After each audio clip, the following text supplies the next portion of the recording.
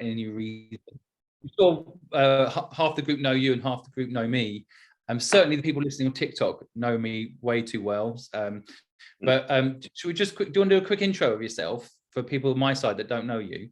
Yeah, perfect. So I'm Roy Samuel. I'm the CEO and founder of a fintech called Connected. I've been working in startups for the last 12 years, originally as an operator. I founded my first business in 2014. Originally bootstrapped it, was fortunate, managed to raise some money. It was originally a content creation platform for gamers and for sports fans. We managed to scale that to about 8 million monthly active unique users, which was a really, really exciting journey.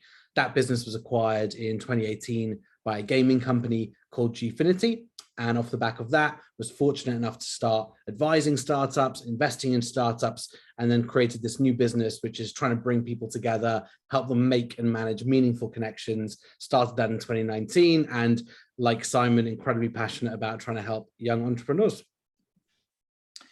Good introduction. I will introduce myself too quickly for those that don't know me. I am Simon Squibb. I am TikTok famous. Well, I like to think I am.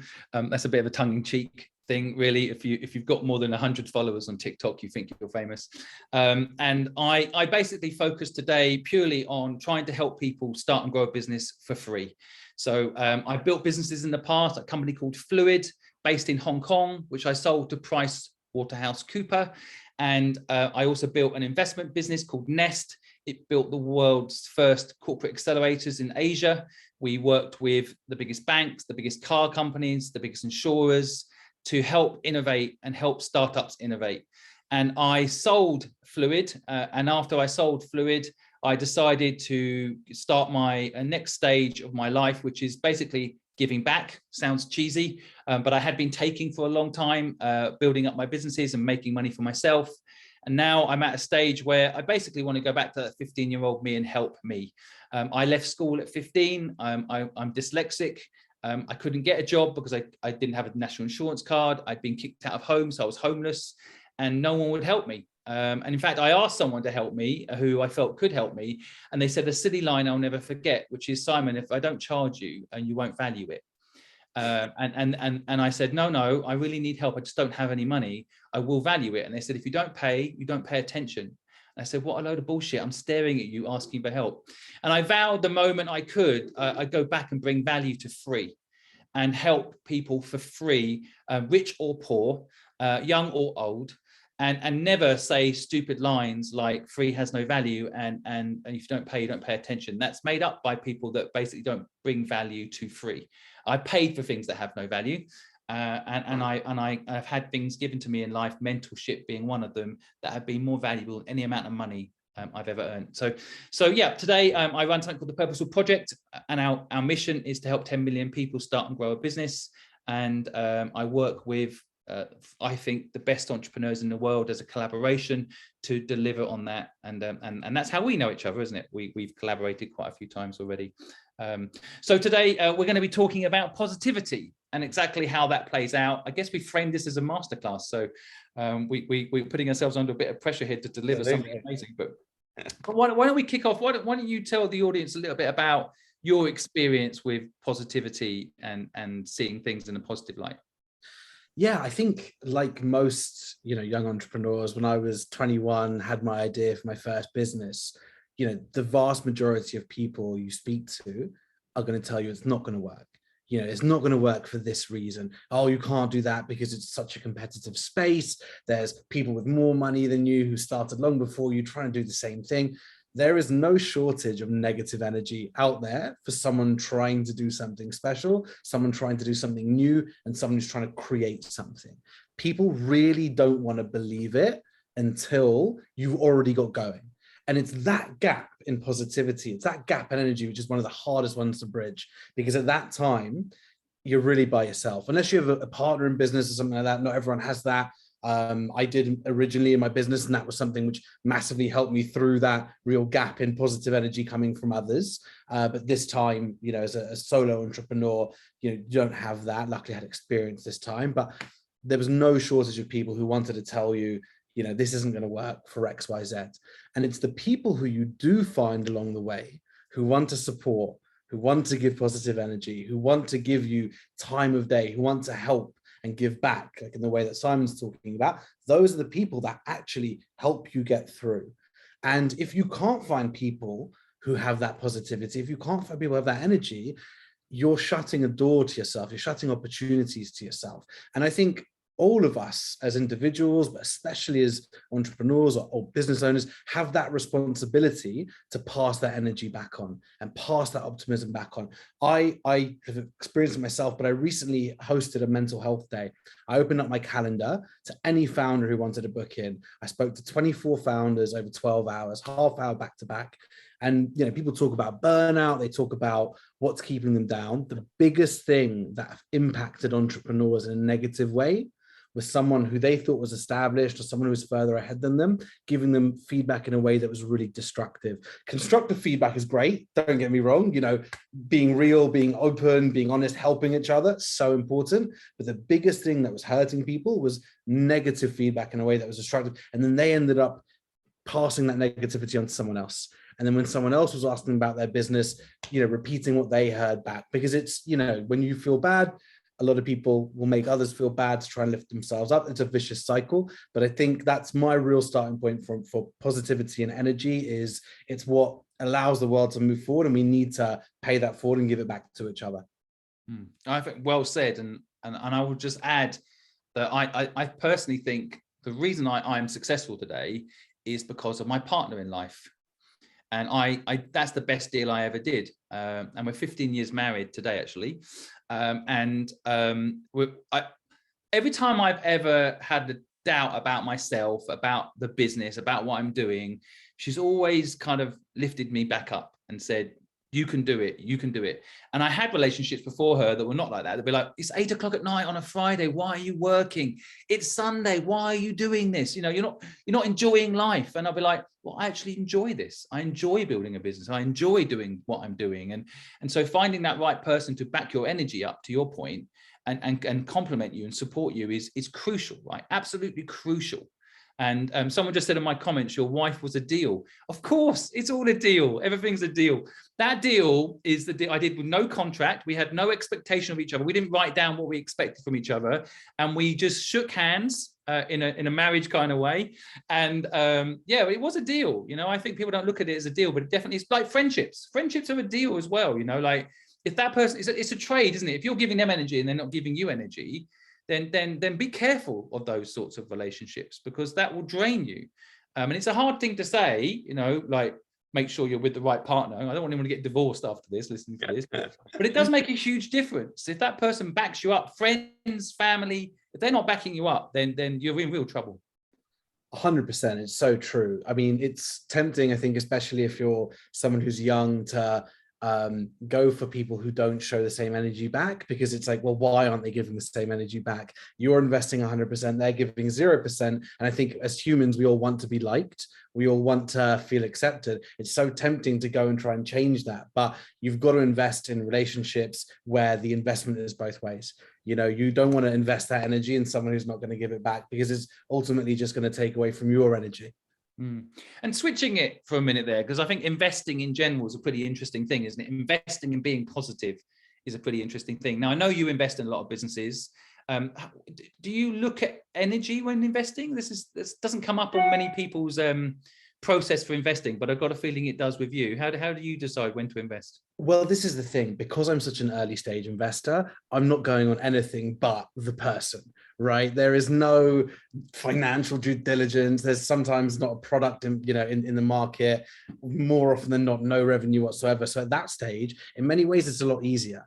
Because if you're investing in late stage companies, you need to know the market, you need to really understand. The only way that I've gotten to where I am in life, and I still have a long way to go, is by knowing people. Because if you know people, you don't need to know actually that market that well. You just need to know there's someone who's going to have that energy, because there's going to be bumps along the way. So for me, that energy is the most important thing, because I think running a business is like having a child. In the first couple of years, it's going to be sleepless nights. It's going to be doing everything that you need to do to guarantee survival. It's the same as having a child. It's that same level of commitment, and you can see if someone is willing to make those sacrifices or not. But you made a really good point, Simon, which is about enjoying it. I see a lot of people who don't necessarily enjoy that grind. That's totally fine as well. But you've got to constantly be checking in with yourself to make sure you're enjoying what you're setting out to do. And especially if you are trying to build a business that's going to raise money, you know, you've got to make sure and be honest with yourself that you're going to really enjoy the demands and pressures there, because not every business should raise money. Not every business should take on capital. You know, there are people who are going to enjoy their lives a lot more doing a job where they can do it on their own terms. I think it's so important people are realistic about that as well. So if this is a masterclass today, I think about structure, what might be useful to people. So please, if you've got questions, both on my TikTok or the 47 people attending this Zoom right now, please drop them in the comments. We want to make sure that we're helping you with what you need to know. And I think for me, I'll just quickly mention, I think the most important thing when it comes to what I've noticed, I've interviewed nearly 200 of the world's most successful entrepreneurs. And what I noticed about nearly every single one of them is that they all had a very important trait in their way they talk, and that's optimism. I have never met anyone actually successful as an entrepreneur who's a pessimist. And now I'm sure there'll be arguments. Oh, you know, the guy that did The Big Short, right? He probably a pessimist because he saw that the housing market was going to collapse. Actually, no, he was an optimist.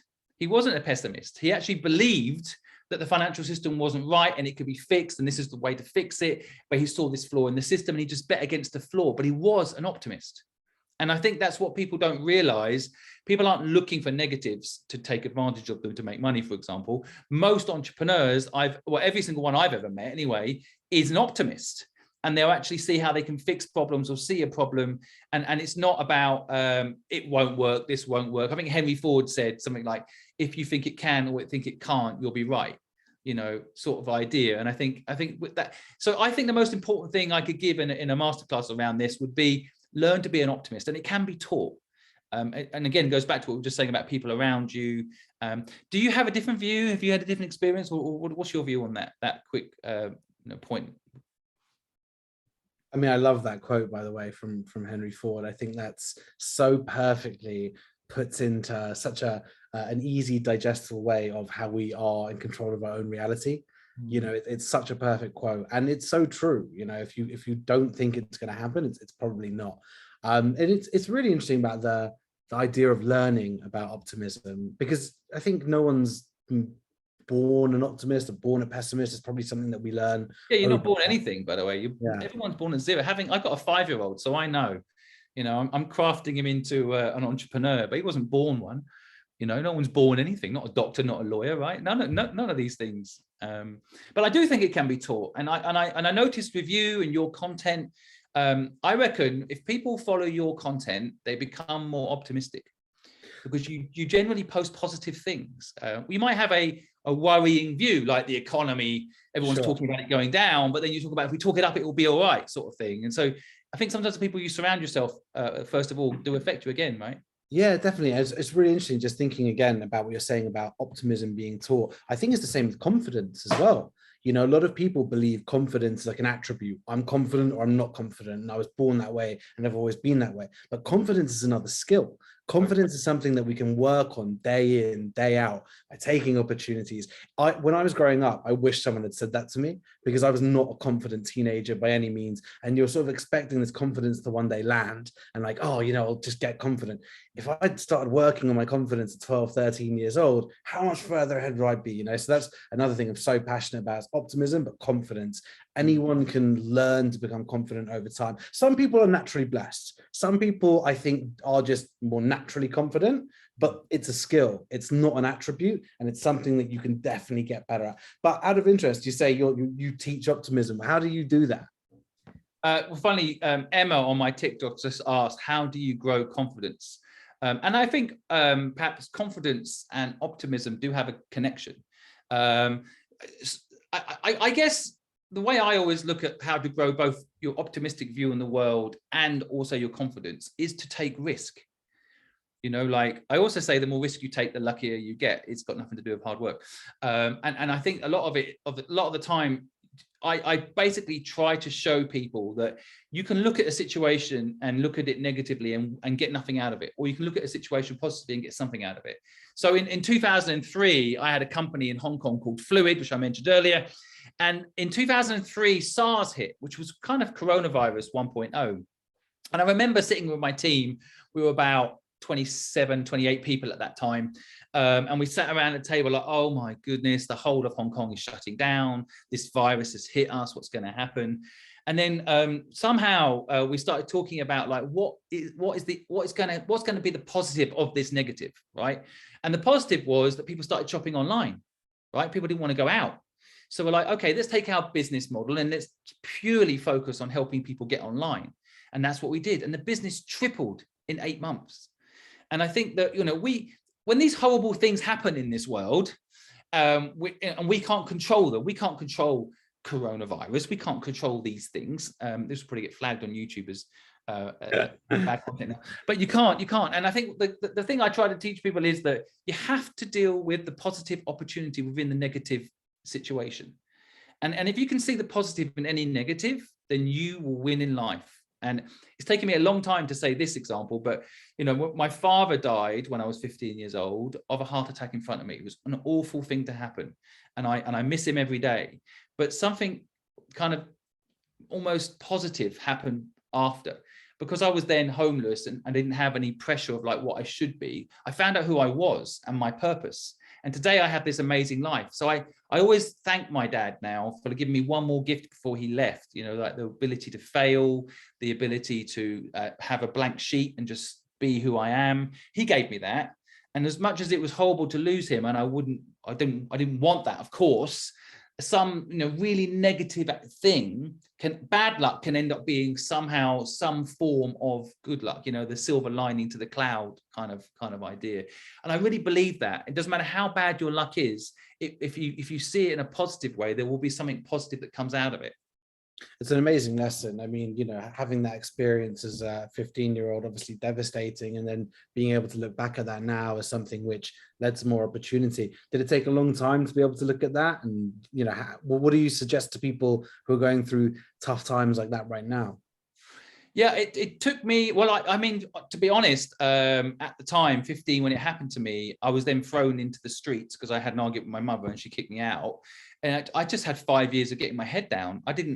And then it took me another 10, maybe 12 years before I got therapy about it. I just pushed my way through it, like life happens and that's the way it is. And I remember sitting with my therapist and him saying to me, so I was saying, oh, I've lost my father, all my friends had, their father there supporting them. I had no one. I was being quite negative, about it, because of course that's how I felt. And he said, well, imagine if your father's sitting right in front of you now, what would you say to him? Would you be angry at him? And then I started having a conversation with him. It sounds pretty mad now, perhaps telling you this, but I was having this kind of conversation with him, and basically it was a very positive conversation. My father was like, I had to go, it was my time, but I gave you all this knowledge, and do you enjoy your life today? And I was like, yes, like having and it basically ended up that I came out of that conversation feeling like, yeah, like positive about it, and remembering the 15 years prior to him leaving me, like, as opposed to thinking from that point onwards, I'd missed out. So I think it is sometimes reframing things, I guess, is what I learned in that session, and seeing it as a positive, almost like, as I say, like something as horrible as that, somehow being a positive. But it does take time, and for people listening that are going through that right now, just be patient with yourself, get help. I think that actually does really, talk to someone about it. And I think that does help you reframe things. And I think reframing is so important. I'm sure you've had, I know you have had businesses that have failed. I have too.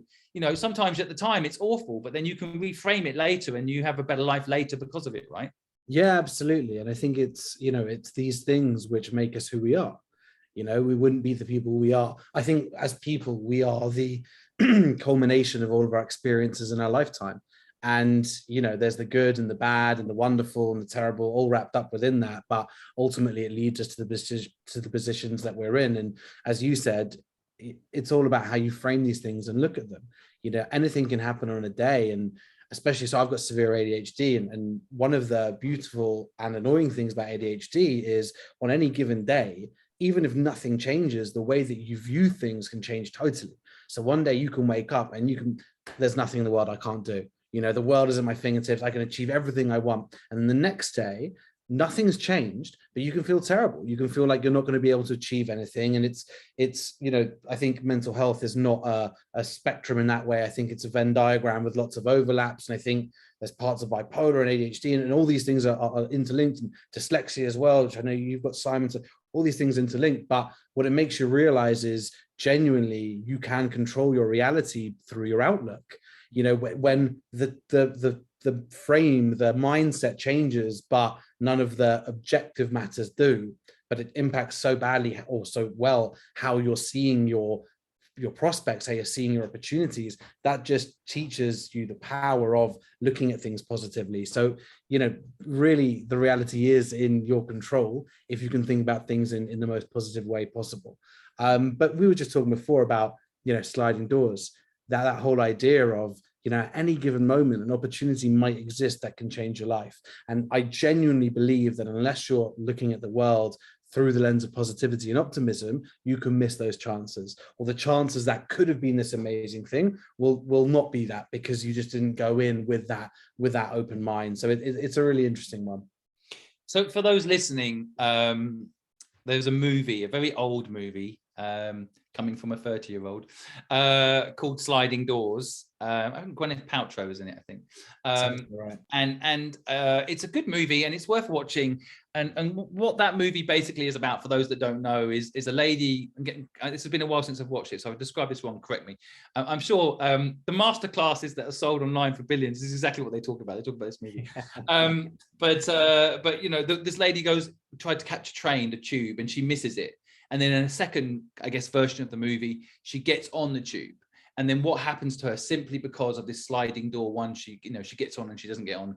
And one, she goes back to her apartment and catches her partner cheating. And she has this kind of horrible 1.5 hour life in this movie. And then another time she gets on the tube, she goes to work. She doesn't know her partner's having an affair. She doesn't find out about any of this. And she has 1.5 hours of bliss. And then right at the end, the interesting thing about that movie, without ruining it for you, so if you don't want to ruin the movie, maybe go mute now for. It's all right. It's like 30 years old. If you haven't watched it yet, this. Probably not going to watch it. We're past too much of Netflix to watch now, isn't it? But at the end of the movie, and this is my interpretation of it, at the end of the movie, the outcome is kind of the same, actually. The twist in it is that at the end, she's actually happy. Right at the end, she's happy because she found out her partner had an affair, because he wasn't the right one for her. So she's actually happy at the end of the movie. Whereas in the version where she doesn't find out her partner's having an affair, she's unhappy at the end of the movie. So sometimes you've got to do the hard things now, right? You've got to have almost the pain now, so that you can enjoy things later. And that's another thing I think people can reframe it for themselves. Like, that's why I encourage people to start their own business, because it's hard at the beginning to start your own business, but it does actually get easier over time as you get better at it. And as you control your own destiny. Whereas when you work for someone else, it's easier at the beginning because everything's given to you. But as your bosses change and the company mission changes and budgets change, you get thrown around. And by the end of a couple of years, most people are like, I just can't stand this. I've got a new boss now, doesn't respect. I just worked hard for 2 years. I've got no brand equity. I've got no equity in the company, and so on and so forth. So I always tell people, do the hard thing early, right? Like, start a business now and it will get easier over time. And that movie kind of personifies that for me, because she goes through the hard bit at the beginning, which is, oh no, you don't want her to find out that her husband's cheating. You don't want her to be hurt, right? And then when she finds out, it's devastating for her, of course. But later, life is better. That's such a really, really great way of looking at it. And I know friends who went to university, they went to go work for a big law firm or a big corporate, and the amount of hours they work are the amount of hours you work as an entrepreneur building your own business. And they're getting now to 30, 31 years old. They're starting to feel burnt out, a lot of them. And they don't have as much to show for it. And if they had gone and made that leap earlier and done those hours now, in the last 10 years, been building their own brand, building their own business, building their own future, whatever it might be, where they would be right now is amazing. So it's so easy to fall into that trap. And I think that's one of the things we're both trying to do, which is get that word out to people and explain, the bigger risk is not putting your future in your own hands, because you never know what's going to happen, right? So if you're not building it for yourself, and with Connected, we've got a team of 40 people, but I encourage everyone every day, post on LinkedIn, get your brand out there, get your thoughts out there, make yourself an authority, because ultimately Connected will come and go in 5-10 years and whatever happens there. But I want everyone to be building their own brand and making sure that they're, making themselves defensible, making themselves attractive, building that brand equity, as you said. So it's a real trap to not think about what do you get from that situation and just go all in on someone else's thing with not having any return there. So I think it's a really important point. Yeah, you touched on something which there's a couple of things. Hopefully people listening will get some value. But I just want to quickly mention something here you're talking about that's important. I always tell people you should start your own business. And even my internal team, I'm always telling them, how can we build your brand up? Well, like on my stories, for example, I'll always tag my team. I want them, their profile to rise, and them, they're good people. They deserve their own brand value and exposure. And so I'm not saying don't work for someone else. I'm saying have informed consent, right? And right now, my problem with the education system is that 99% of people come out of education with really the mindset of get a job. And it's because they haven't been given the tools to start a business of their own. Now, you can do both, by the way. You can go work with someone and also get equity in that company. Or you can go work with someone and get equity over time in that company. Or you can be a part of that business and have profit share. Or you can care about that business's mission and work in that business because you care about that mission. But I think without informed consent, it's unfair. That's really my main point. I want people to have choice, to work for someone else or work for themselves. I don't like it that people think they can't work for themselves. Then they've got no choice but to work for someone else. That's the most important thing. And I guess the other thing I wanted to say, and one of the things I'd love to try and do in this event today, we're both talking before, and the reason we're doing this masterclass is to help people think positively, but also get the word out that the world isn't ending, right? And so I thought it would be fun. What if everybody listening went on Twitter and said something positive, right? And then maybe what's your Twitter handle? Just at Roy, ROEI. You've got that. Well done. Good. I know. I was actually like one of the first 6,000 people using Twitter. Wow, you got a four handle. That's, yeah. There you go. Talk about positivity. Go tweet at Simon Squibb and at Roy on Twitter and say something positive about what's happening in the world, right?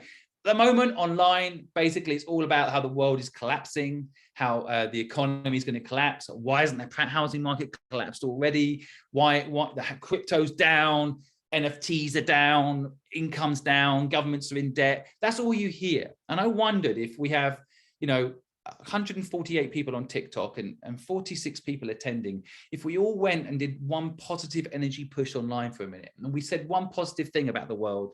And if you at me and at Roy, I can't speak for Roy, I will retweet you.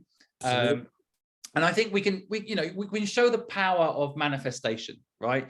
And if you're not sure what to say, right, maybe use something like the purpose of life is a life with purpose. If you're not sure what to say, something positive, that will help shift. Now, if everybody retweeted the retweet of the retweet, by the end of the day, we could have a couple of million people seeing something positive instead of what I think people think sells, which is negative. Russia's going to nuke us all. The economy's in free fall. China wants to militarily control everywhere. COVID's going to kill us all. What do you want to hear that's going to bring you down? It's there already. But I think we need to bring a little bit more of a positive spin to it, because I really believe in manifestation, and it's not a fluffy thing. It literally is true. If I say I am starting a new bank to help entrepreneurs, what I found is it's going to happen if I keep saying it, and more people I tell, it will happen. Now, I am trying to do that, and it's a bloody big challenge, and I'm scared about trying to do it. But if I say it enough, I believe it, my subconscious believes it, and then people around me support me and believe it, and then it happens, right? What do you think about all of that? One, I'm fascinated to hear about this bank for entrepreneurs, so I would love to learn more on that one. But yeah, totally. As I've always said, we are in control of our own reality. If we can make people believe what we're saying, if we can believe it ourselves, and we can push on those messages of positivity, there is so much great work that can be done. But I just go back to the mental health day I had with the founders recently, the difference in their outcomes, the difference in how they then treated people, the difference in how they perceived themselves and perceived people around them when they were getting positive reinforcement and positive messages versus negative is insane. People talk about burnout. But the people I was speaking to weren't exhausted because they're working long hours, because most entrepreneurs love that and love the mission they're trying to solve, or the problem they're trying to solve. Their exhaustion was coming from dealing with negativity. You know, that's the thing which will bring people down. So getting out that message of positivity, of optimism, of support as well is so key. You know, people try and change the world, and for a lot of people, trying to change the world is a very, very daunting thing. You know, you're one individual, what can you do? And when there are corporate to control these things, and you know, all the negative that's out there, the way that we can change the world is how we treat other people on an individual one-to-one basis. And if you've got a platform, great, you can, you know, reach more people with that. But if I'm going home on my way to work and I smile at someone on the tube and they have a good day, and then they you know, go home, they have a nice meal with their family. Or if I'm rude to someone who works on the tube and they go home and shout at their kids, you know, all these things, you know, how we treat people, how we bring positivity and treating people with good energy into our day-to-day genuinely will change the world, because you've got that butterfly effect. So in the same way that you're talking about tweeting it, and if we get everyone to retweet it, we can affect millions, but treating people well and with positivity on a day-to-day basis, that's how individuals can change the world. So the network effect, that butterfly effect there is so strong. And if you ever feel like, you know, a bit nihilistic, a bit, what can I do to change the world? That's how you do it, is by treating people well and getting and passing on that positivity. I genuinely believe that. I think it's tricky for people perhaps listening, you know, putting my kind of, let's be the opposite to this argument for a second about positivity. And I think there is something in negativity that can be positive, weirdly. So, for example, people criticize me online sometimes. And first thing I do when someone criticizes me online is I go check if they're a real profile. If they've got a real bio, real picture, and they're a real person, I actually listen quite carefully, right? Because maybe there's some truth in their criticism, right? And I can improve myself. And now sometimes people are right, in my opinion, and sometimes people are wrong, in my opinion. But I quite like, and you said it earlier, I quite like that kind of, let's say, positive negative feedback, you know, like the ability to tell you something honestly. But I also think there's a moment where you just have to ignore the haters. And there hasn't been someone yet that I haven't told them about this banking idea, and they haven't said, oh, regulations. Oh, you know, people have tried to do it. Dave, you know him, you know, like if they tried to do it and it hasn't worked. And I think that those sorts of comments are kind of pointless. It's not like I don't know these things, but when someone says to me, Simon, there is some problems with regulation, but these are the things I think what you can do to get around it. And let me put you in touch with Dave, who tried to do a bank before, and he'll help you.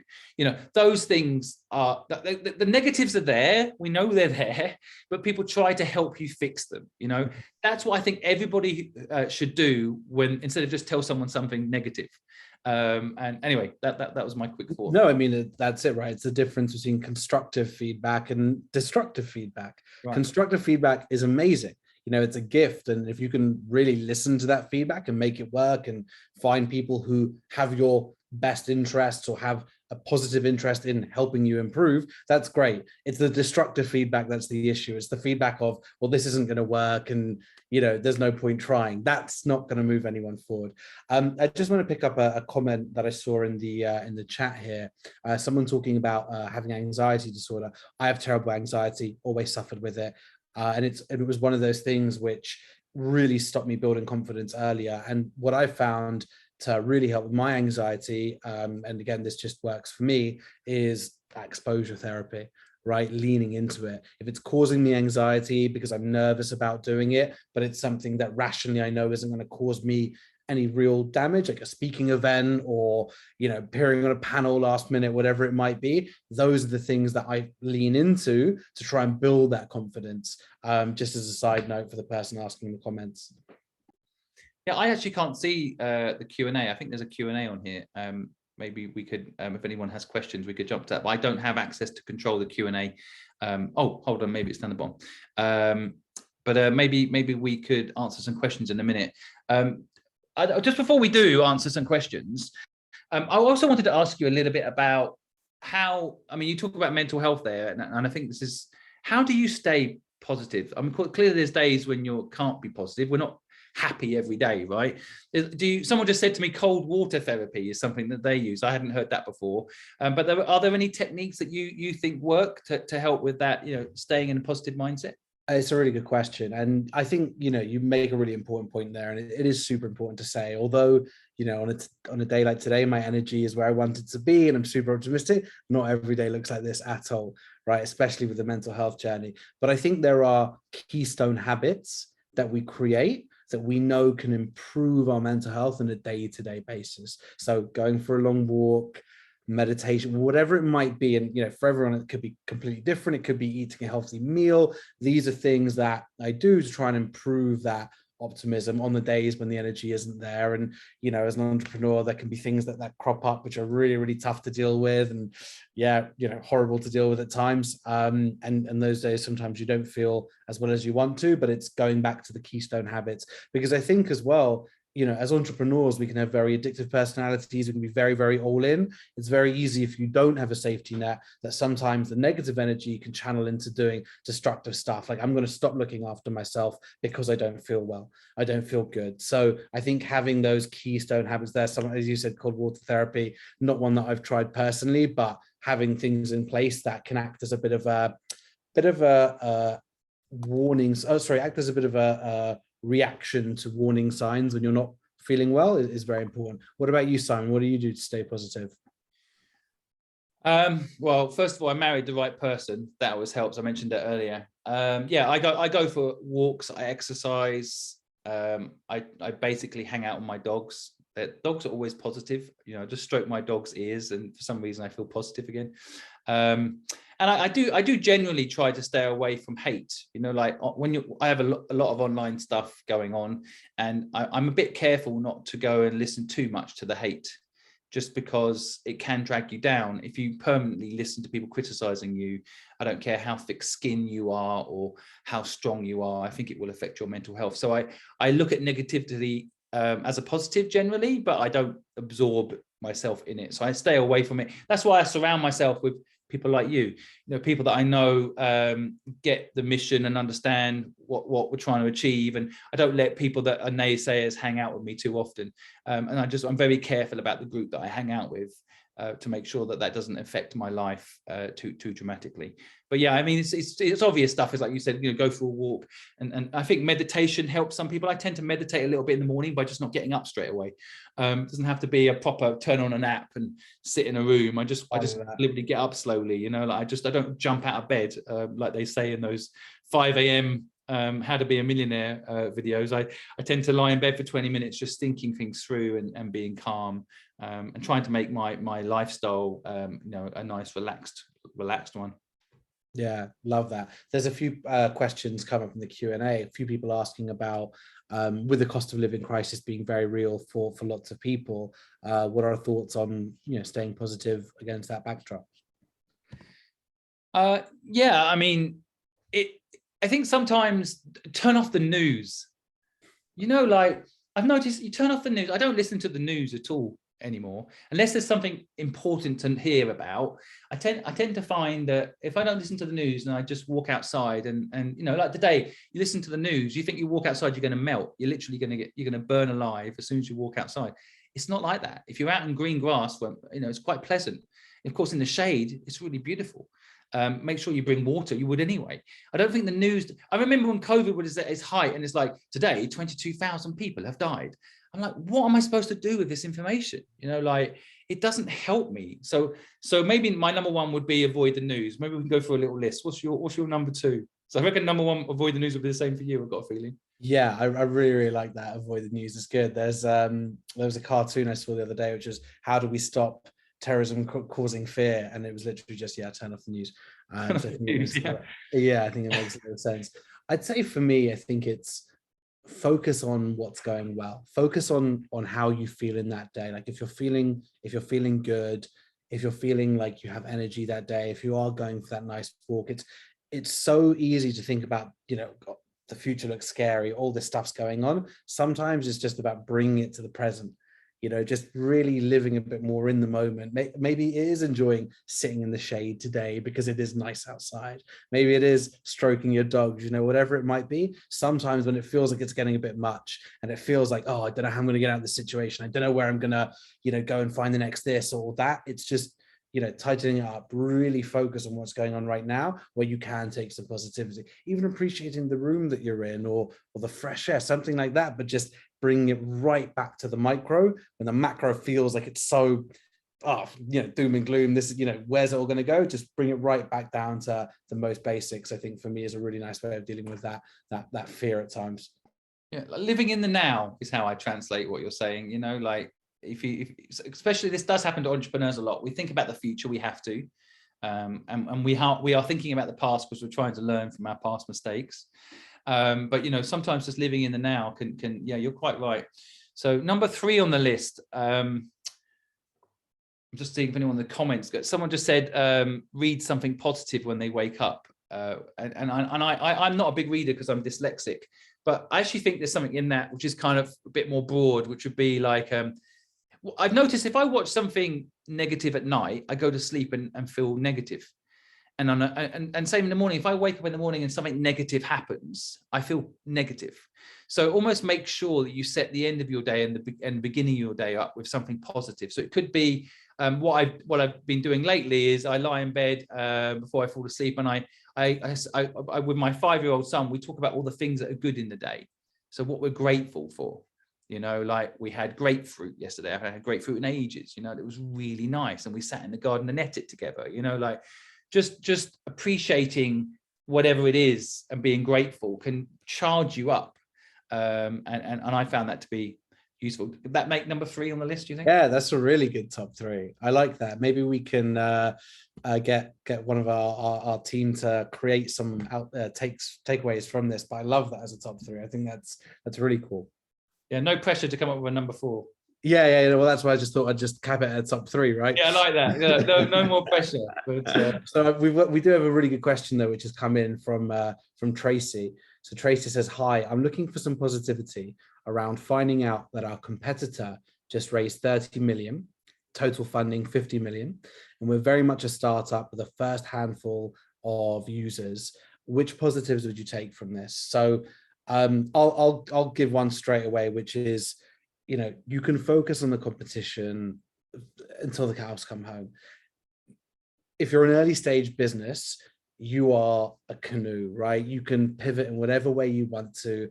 If they're going all in on something, that's your opportunity to innovate. There's always going to be competitors out there. Even when you think you're doing something unique, someone else is doing it. Someone else is probably further ahead. Realistically, if it's a big market that you're talking around, there's enough out there for everyone. Obviously, competitors are frustrating, but they're also what drive us to be better. So if you're an early stage business, this is the time where you can adjust all those plans, and I wouldn't worry too much about that. And unless it's a very, very niche market, which they're capturing everything on, in which case it's probably not a market which you're raising that sort of money for. But, focus on yourself, focus on what you guys do, focus on, I'm probably going to steal your line here, Simon, but focus on your purpose, and just make sure that you're going all in on that. And don't worry too much about competitors. It's like haters. They'll always be out there. They'll always exist, but focus on you. Yeah, I'm officially licensing Purpose to anyone that wants to use it. It's I don't own the copyright on it, and I think it's important to get the word out. Yeah, focus on your purpose.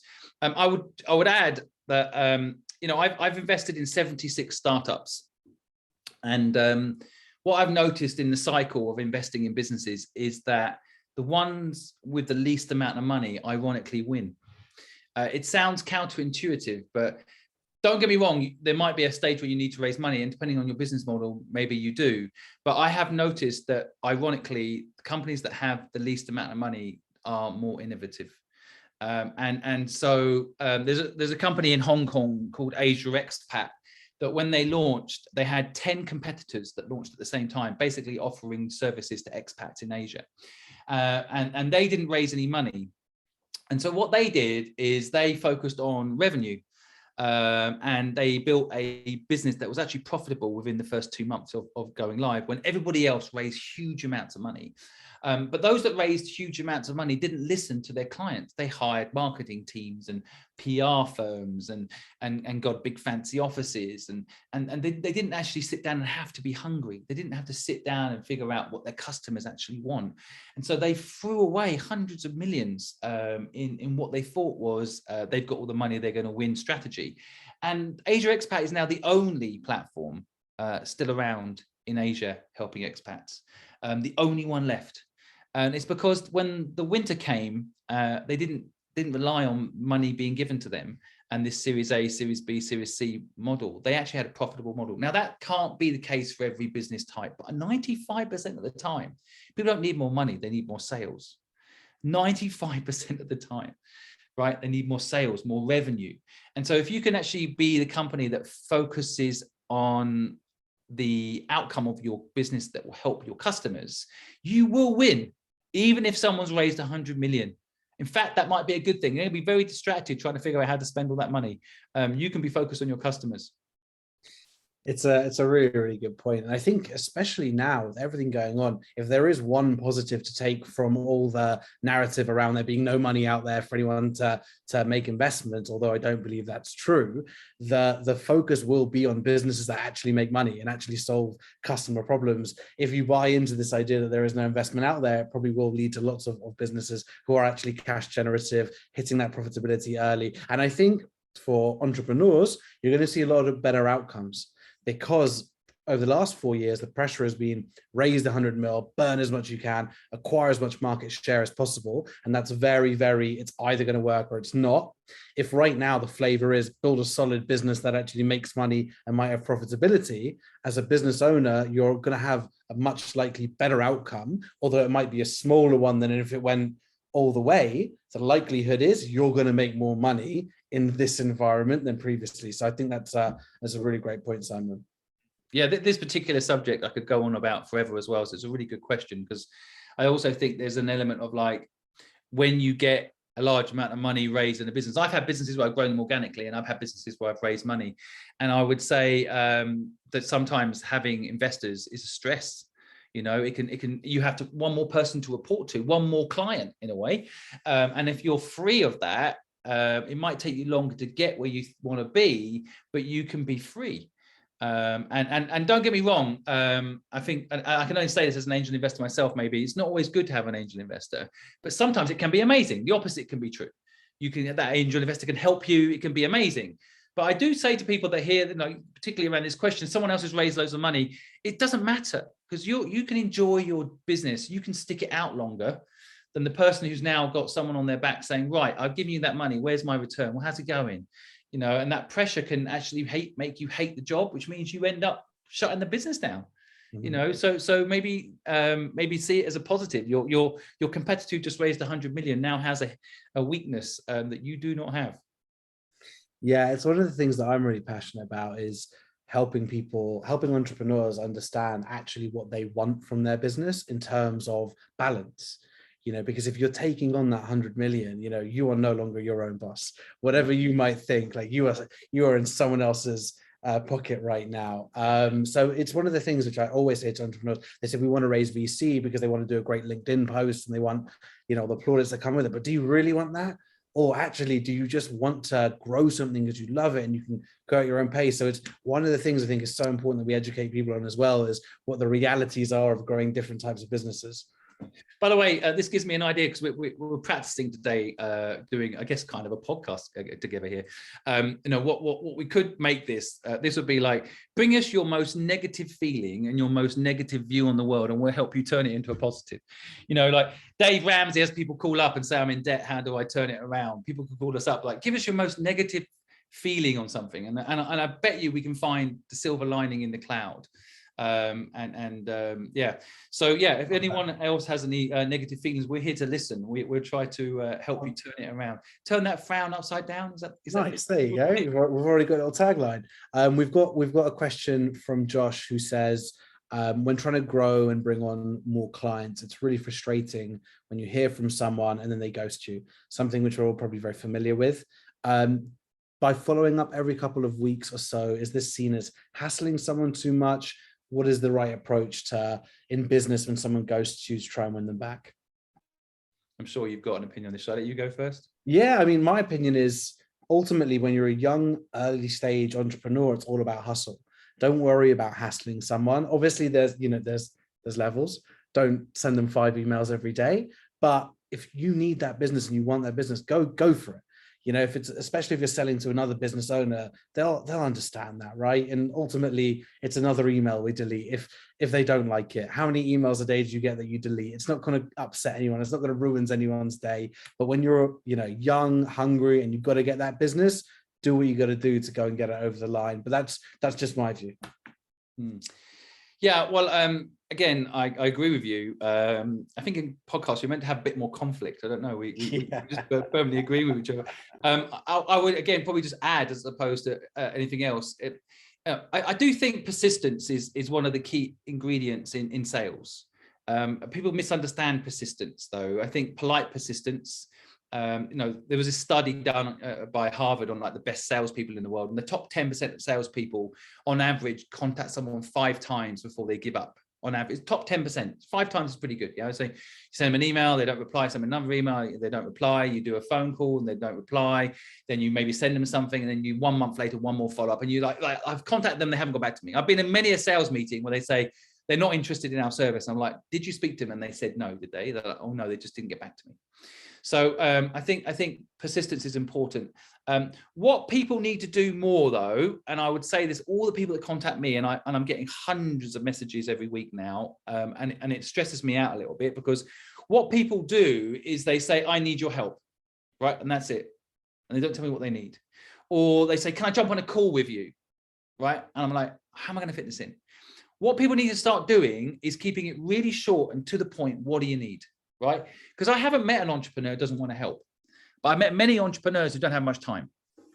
So if you can make it really easy for the person you're messaging to either say, sorry, I can't help, but I heard you, or yes, here's a contact that you need, or here's my words of wisdom on this, or whatever. Make it simple for the person you're asking. People either send massively long emails that no one's got time to read, certainly not me because I'm dyslexic, it takes me forever to read these things, or they send you questions about a question, you know, like, can I have time with you? You know, like I have to reply, yes, I had to get help to organize it in my diary, then we have to arrange it, then something changes, and then it's just a nightmare. You know, like, make it easy for the person you're asking for help from, right? That's the best advice I can give you. And then, you know, when it comes to sales, the key thing that everyone forgets is value. What value can you bring the person you're communicating with? And that value can start before you have a sale. So I used to email the head of Apple with my observations of the Apple store, right? I was trying to get their business as a brand agency and partner. But I didn't just say, hey, can I come and pitch my business to you? Hey, can you give me some of your time to share what I'm doing? I literally tell them what I'd noticed about their stores that was wrong. And then one day they wrote back and said, Simon, this was really good insight. We've actually implemented this change. Thank you. You know, like, and that relation, no, great, I'm glad it was useful, you know, and here's something else I was thinking about. You should do a blog. And I sent them an example of someone else doing a blog. You know, like, I just kept bringing value until one day, maybe through guilt or through like just sheer appreciation, they gave me time, I pitched my business, and I won them as a client. Patience, value, obvious when you hear it, right? But people don't do it enough. That's great. That's great. The value add bit is great as well. I think I have one thing which we'll probably disagree on, Simon, which will be nice. Let's go. Let's do it. Yeah, one thing which I think, finally. Okay, so actually something which is a pet peeve for me is actually people sending voice notes when they're asking for questions or when they're asking for something on LinkedIn. So I get a lot of messages on LinkedIn as well. And I saw a post today actually by an investor saying, send me a voice note. That way it's easy. For me, because of the way that my mind works, if I need to listen to it, I can't do anything else. So it's like, I'm just consumed by the way. So if someone sends me like a 3-minute voice note, it's like, I'm never going to be able to listen to that, because then I have to stop everything else. And I find it so difficult. So for me, it's that short, sharp message, which I think is great practice for the entrepreneur, for the salesperson anyway, but I'm totally anti voice note. Interesting. You know, what I take from your point, we're not going to disagree. Because what I'm going to take from your point, which is very, very important, is understand the person you're talking to, right? And I think that I am dyslexic, so actually I do love voice clips, and I can hear the person's voice if they're genuine, it's not a scam, and they genuinely need my help, and it's not just someone saying send me money, which I have all the time. I think yeah. So to what you're saying though, the way I translate it into useful information for the people listening would be get to know the person you're pitching to. So you are very active on LinkedIn. And you just say don't like voice clips. People know that now, and they should send you information in a format that you appreciate and you need. For the record, by the way, how do you like to receive information? What's the perfect way to ask you for help or connect to you? For me, genuinely, 4 or 5 bullet points. Right. This is where I'm at. This is what I'm struggling with. That's how my mind works. Because of the ADHD, I can't, if it's too long or I can't engage with it. So bang, bang, bang, bang, bang. That's how I want all my. We should add this as a LinkedIn feature, shouldn't we? How do you like to be communicated with? Right. That's great. And then people aren't wasting their time straight. Like I genuinely, maybe I'm sad, but Saturday night, my fun was not on Netflix. I sat and went through all my DMs and listened to all my voice clips. Right. And then I replied to them. Now I can't always do that because some Saturday nights I need to spend time with my wife. But I actually genuinely enjoy that, and I can hear people's voices. I can get to know their personality through their voice, and I can hear the question quickly. And you need nuance to questions as well. People are like, how can I make my business more successful?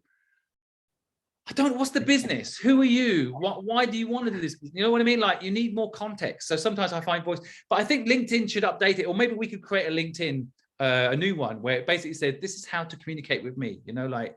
I think that's such a great accessibility feature. Yeah, I think that's perfect. If you've got open to this, just communicate like this. Yeah, I like voice clips. I like it in bullet point format, no more than 4 bullet points. I like it. That would save a lot of people a lot of stress, both sides of the equation, right? I get people sending me messages now on Instagram. I've DM'd you, you little shit. You don't reply, and I'm pretty sure if I go look at that DM, it would be some 15 paragraph thing. Yeah. I just can't read because it tires me when I read things. I'm dyslexic. I get so tired when I try to read these things. It uses up so much of my brain power trying to read it. But if they just did a voice clip, they'd be happier and I'd be happier because I would have responded already. So anyone wants to win LinkedIn as a client, maybe message them with this idea, and then they could they'll be grateful, like Apple were to me, and next thing you know, they'll be your client. There you go. I'll gift to you. There you go. Anyone who wants to run with that, go for it. Amazing. Well, I think we're at 1:30 now. I mean, there's tons of questions that we weren't able to get to, so huge apologies to everyone. Anyone who wants to reach out to me on LinkedIn, send me a message. I am super responsive on there. As you know, try and put it in bullet point format would be useful rather than a voice note. But yeah, I will happily answer any questions and get around to them whenever I can. Pleasure to talk to you. Thanks for doing this with me. And a lot of comments from people saying how happy they were that you and I were doing a collaboration. Yeah, that's great. Right. Great. 2 people with a similar mindset working together, and so I really enjoyed this. And anyone that wants to reach out to me, I'm going to be another 10 minutes on LinkedIn, on TikTok Live. So if you want to jump over to TikTok Live and say hello, I will be there for another 10 minutes. But thanks for doing this with me and the team. Yeah, Simon, thank you so much. I know how busy you are. Really, really appreciate you making the time, and looking forward to the next thing that we can do together. All right, turn that frown upside down. Yeah, that's it. Take it easy, mate. See you soon. Thanks a lot. See you. Bye-bye.